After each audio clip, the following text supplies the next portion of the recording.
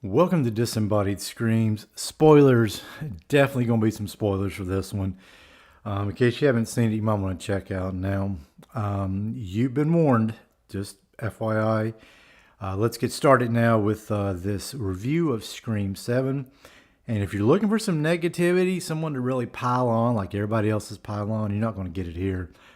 I really, really enjoyed Scream 7. Did it fall apart a little bit in the third act? Sure.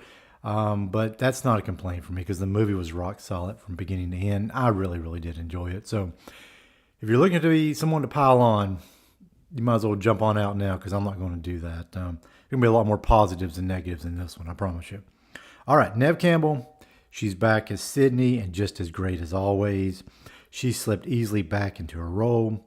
Sydney is a final girl for a reason. And Neve Campbell is that reason why she is so iconic and so good. So it's great to have Neve back. Courtney, Jasmine, and Mason are also back. Nice to see them back as well. They didn't have as much to do in this one, and they're probably a little bit underused. But I still really enjoyed seeing them back. And spoilers, like I said at the start. You've been warned. Seeing Matthew Lillard back as Stu, even as a deep fake, was lots of fun. Kept you guessing. I like seeing the other cameos from the other killers too at the end. That was nice. Find a way to put Dewey back in the movie was also very nice in those deep fakes. So really, really like that use of AI there. Rest of the cast is solid. No issues with any of them. Nev's daughter Tatum, which was a nice callback to the first movie. Played by Isabel May. I liked her performance. She was solid as the, I guess, quotation marks, final girl in quotation marks. I mean, her and Sydney kind of both were the final girls at the end of this movie. But yeah, if she's going to be in future films, I think she'd be a great final girl. Moving on to other things, gore and effects, top notch. There were a few nasty, nasty kills here. When they drove that dude into the bar tab and then basically just turned the lever or something, or somehow the lever worked and beer and blood spilled out of his mouth on the floor. That was nasty. McKenna Grace, when she was swinging back and forth and Ghostface was taunting her with that knife, and then her guts just spilled all over the floor. That was nice. That was a really good scene. I like just the way they all laid that whole scene out, because that was a really just, when you're hung up in the air like she was and you can't really defend yourself and this knife is just being wielded around you, that was nasty. I will say, though, the splitting people open, letting the guts fall out on the floor, it might be getting a tad bit cliche, and I'm not so sure that's the style of kill. It may not need to be retired. It still has a pretty good effect in movies, but I'm wondering if the effect is wearing a little thin. For me personally, because I see it a lot in these movies, and that could just be me because I see it so much, but sometimes I wonder maybe that kill should be retired. Maybe we should think of something else. Because even I said to myself when I was watching the scene, good gore, good stuff, but I've kind of seen it before, Let's move on to something else. Because honestly, if you'd have just had her hanging there for like 5 minutes, just being repeatedly stabbed while she was swinging around and watching her die slowly, I think that might have had more of an effect than having her guts spill out. But that's me personally. Story, script, and directing. Kevin Williamson did a great job behind the lens. I was always a little bit surprised to see that his name as the director. I'd forgotten he directed this one. I went into this movie blind. I saw no trailers, read nothing about it, so I didn't even really know Kevin Williamson was behind the lens of this one. So that's pretty cool to see. The movie never lagged or dragged. Shots were clean and crisp. You can see the action clearly throughout. Great chase scenes as well. Story and script by Kevin and Guy Busick is probably the one negative you could glom onto if you wanted to pick a negative.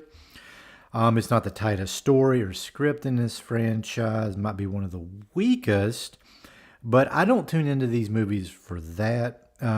Sure, I enjoy great characters. I enjoy the mystery, who's doing it, great reveals.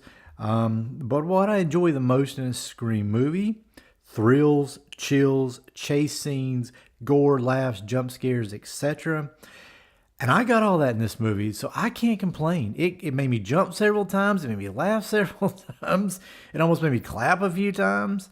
So I really can't complain about that. Sometimes I think we, as a society, movies get to, I call it the Star Wars effect, to where we get to a certain point with movies where we kind of forget deep in a franchise, what these movies were truly created to be.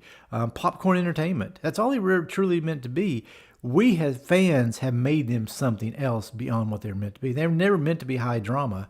And I think sometimes we forget that. And maybe that's what's bringing Scream 7 down a little bit. Maybe it's the expectations, and two, that sometimes we just forget that this ain't supposed to be high drama, folks. This is supposed to be just a thrilling roller coaster horror movie, and that's all it is. And I got all that, and I really enjoyed it for that. Score, nice to hear Red Right Hand. Feels like a Scream movie when you hear that. So when that song kicked in the movie, I was like, yeah, we're in Scream now. Really like that. Just can't complain about the overall score. I think they played Sydney's theme at the start and maybe at the end. I heard that as well, so that was pretty cool. It's from part, if I'm not mistaken, that theme was played in part 3, Sydney's theme. When I heard that in the start, I was like, okay, cool, I like it. Bringing Sydney back, bringing her theme back, awesome stuff. The killer, Ghostface, iconic. Roger Jackson was back as the vocal. I loved hearing his voice again. I've always enjoyed the look of Ghostface. Great, iconic killer. The killer reveals are also another thing you can glom onto and say maybe they're not as strong as past killer reveals, but I kind of like the fact that it was just sort of randos doing it and people that are just loosely tied to the plot. Because in some ways that's a little scary when somebody's just a little bit more psychotic and just doing it just for psychotic reasons. I mean, sure, there's something evil about attaching yourself to someone and then destroying their life, like they did in some of the other Scream movies. But there's something also about just random people just doing it that just kind of like, it's unsettling too. So I didn't have an issue with the reveal. The last two reveals in the last two Scream movies maybe weren't as strong as it could be. But overall, I didn't hate it. It didn't ruin the movie for me. Anna Camp, she was solid as the architect of the kills and the killings. I don't truly understand her motive 100%. I'll have to probably watch the movie a few more times to truly get that. But overall, didn't bother me. Didn't bother me at all. Didn't sink the movie for me at all. And the fact that the way they took out Anna Camp at the end of the movie when Sydney and her daughter Tatum were just blasting her in the face. More good gore. That was great stuff. I honestly kind of wish Stu would have been the killer in the end. The final killer reveal. I was really I was sitting in the theater going, let it be Stu. Let it be Stu. Let it be Stu. Because Matthew Lillard just delivering lines at the end of that movie and one of those big scream speeches that all the killers do would have been iconic. And it's a number 7 in the Scream series. You can get stupid at number 7. You can't get as stupid at number 1, 2, or 3, but you can get stupid at number 7. Why not bring Matthew Lillard back? I think it would have worked. I probably would have cheered in the crowd if it would have been him. So, also really liked the opening too. Kind of forgot about that. Kind of going back to the original house, and I like the red herring of that Scream animatronic in the background.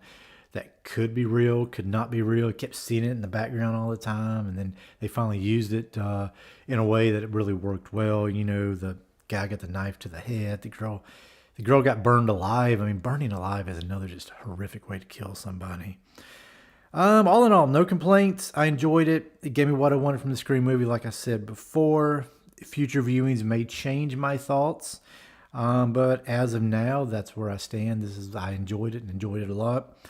I would put it, Scream, I think is still number 1 in my series, but I would put 2, 4, let me get them right, 5, 6, and 7. I think I got that right. All in like a little pocket together.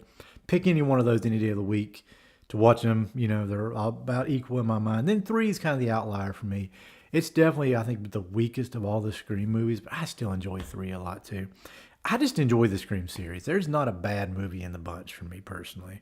I just enjoy them all. And if there is a Scream 8, I gave this some thought. My idea for it, and I want to hear your ideas for your Scream 8, it's a summer camp setting. I want to see Ghostface running through the woods, chasing camp counselors, and slaughtering them beside a lake. It'd be easy enough to do. You could, so I wrote my notes, easy enough to do. Camp counselor goes wrong, loves the Stab movies and Friday the 13th movies, and decides to combine them. Just a straight up slasher movie, very similar to Friday the 13th Part 5. Just one killer, no ties to anyone in the past, no ties to anyone at all. You know, there's going to be no legacy characters in it. There's nothing. It's just a straight up slasher movie with Ghostface, and that's it. No legacy characters, no Nev, no Courtney, no Jasmine, no anybody. Just a Ghostface killer running through the woods killing camp counselors. It'd be just like Part 5 and Friday. If you've seen Friday the 13th Part 5, you know what I mean. So much in that line. So that's it. I'm starting to ramble. Let me get off here. What are your thoughts about Scream 7? Don't just say it sucks or I suck for enjoying it. Just give me some really good reasons in the comments below of why you enjoyed it or didn't enjoy it, and keep it civil, and we'll have a good discussion there. And pick up that knife and hit that slide. Pick up the knife and hit. Let me do this one more time. And pick up the knife and slash that like button until it bleeds. Let YouTube know this dude's doing some good stuff. And subscribe if you enjoyed this long episode, longer than I meant it to be. All right, take care. Have a good one.